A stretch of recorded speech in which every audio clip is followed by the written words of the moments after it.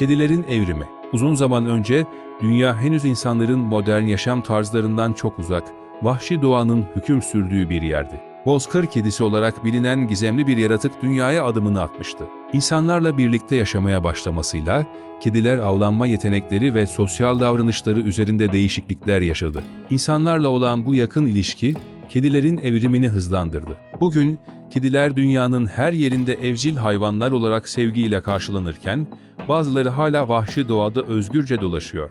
Bu, kedilerin insanlarla olan özel bağı ve evrimindeki önemli rolüdür.